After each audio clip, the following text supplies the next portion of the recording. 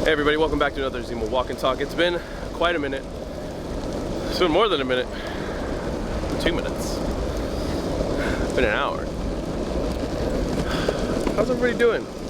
Everybody had the good holidays and New Year's. It was very busy for me. I was stuck in bed because I ended up acquiring this beautiful, attractive cough right before Christmas.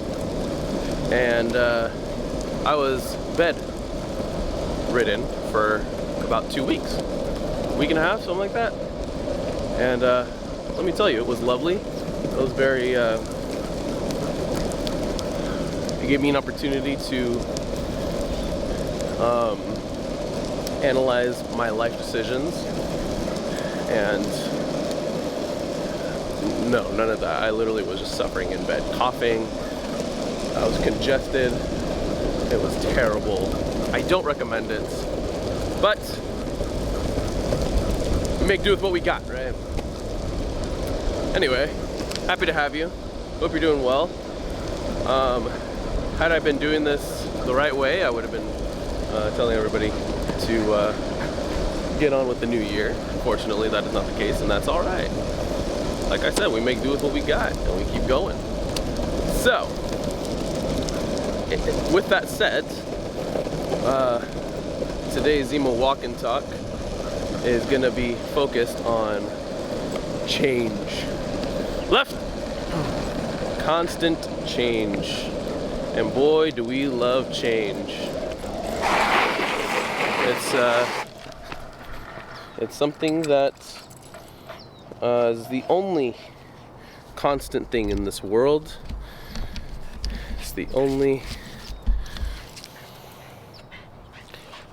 thing we know that's gonna happen is change. It's the one thing that we can look forward to, the one thing that we can anticipate, the one thing that is the only thing that is truly consistent in life is change, as paradoxical as that sounds. So, why is this important? Well,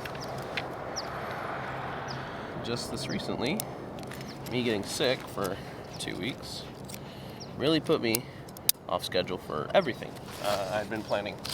And it sucks, but, you know, what are you gonna do about it?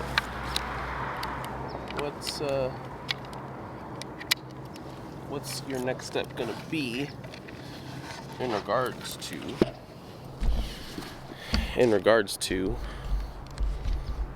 your goals? See, it sucks more that I wasn't able to get certain things done because I was trying to rest as much as I could. And that was kind of the payoff of like, okay, do I try to push myself and potentially get worse and then be bedridden longer, or do I rest and try to get this whole sickness out so that I can be better sooner? That's the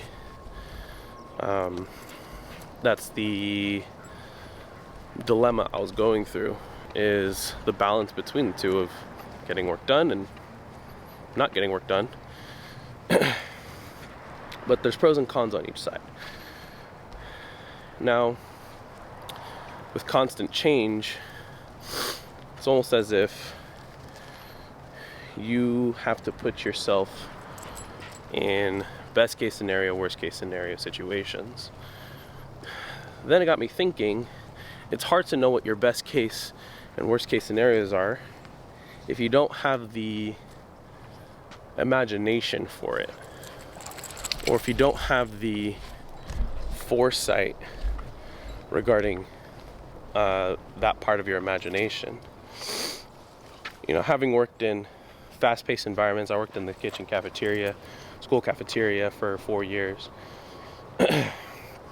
There's always obviously there's always something to do in the kitchen.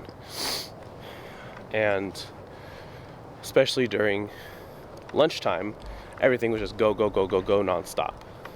And that's just how it was. You made do with what you had, and you adjusted every single minute of lunch. Whenever we serve people, it seems to be like the most hectic, right?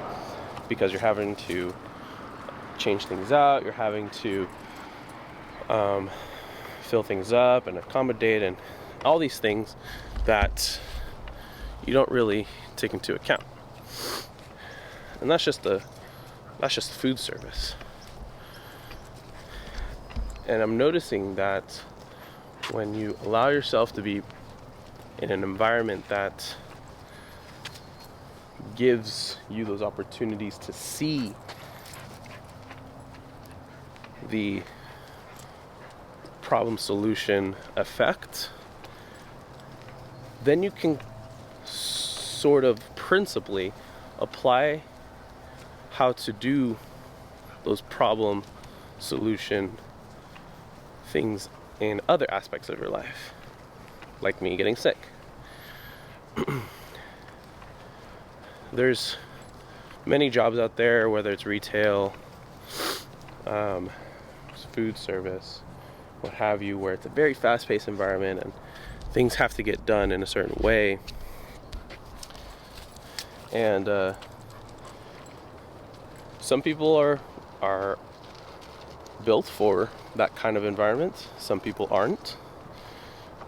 And what I like about it, though, I feel like everybody should be in a fast-paced environment for the sake of knowing what it's like to change everything in a moment's notice. To be able to analyze what you do have and make the best with that. It's hard. It's weird to like wrap your head around, but what's very almost magical, what's almost very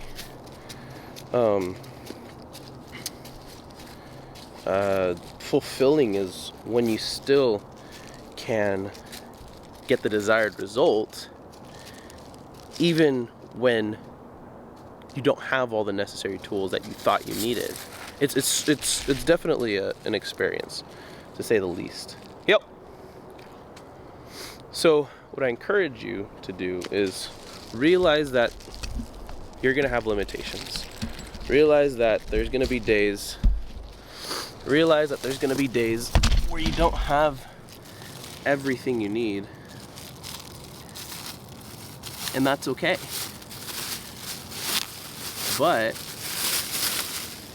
with what you do have, just know that it's possible to crush the game with what you have at hand and with what you're using, with what you have available.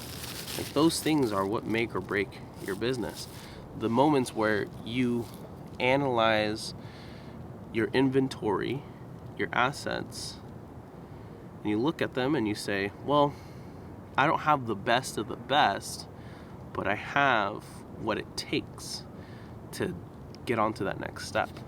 And I think that's where the true magic is. That's where the true meat and potatoes lie. And it's truly a sight to see. Even right now, I don't have the greatest setup. I have what I think I need for right now, at least when it comes to video editing, to content creating. I have a podcast. Those are little things that I personally felt like I could benefit from, and here I am, 6 months later, in hopes that I can get something out of this and achieve something out of this. It's not easy whatsoever. I don't have a huge team. I don't have a huge production team, a camera crew, and admin and whatnot. But I have something. I have myself. I have time. I have resources. I have free marketing with social media. I have editing software. I have a camera. I have a family that supports me and friends that support me. So it's those little things that you can take a step back, look at what you have. Analyze, okay, I'm not, Grant Cardone. I'm not Alex Hormozy. I'm not Brandon Dawson, and I'm not Russell Brunson. I'm not these like A-list entrepreneurs that have a lot now. But when you look at what they had, you come to realize that they weren't even dealt the best of hands. They were given what they had at the time, and they made do with what they had. So look at your situation. If you're in a moment of a down, and if you're in a trough right now, and you're realizing, this sucks, I'm not getting where I want to be, and I'm not where I wish I could be right now. Analyze what you have. See what you have at hand. See what can help you. Whether it is something small, like having family with you at your side, having the support that you need, having technology, having Wi-Fi, being grateful for those little things and utilizing them to the maximum potential, practically, of course. That could be the game changer right there. That can make or break your success and your growth and your ability to endure despite being given a bad hand. And then before you know it, you'll be riding with the big dogs. That's what I think, at least. That's what I've seen, at least. And that's what we're shooting for.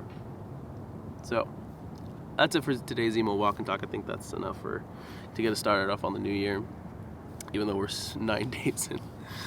But, yeah, I hope you have a wonderful rest of your day. Keep crushing the game. Make sure your phone is charged. If you like this, go ahead and like and subscribe and comment something that you enjoyed. And if you liked it that much, go ahead and share it with someone who also might find value.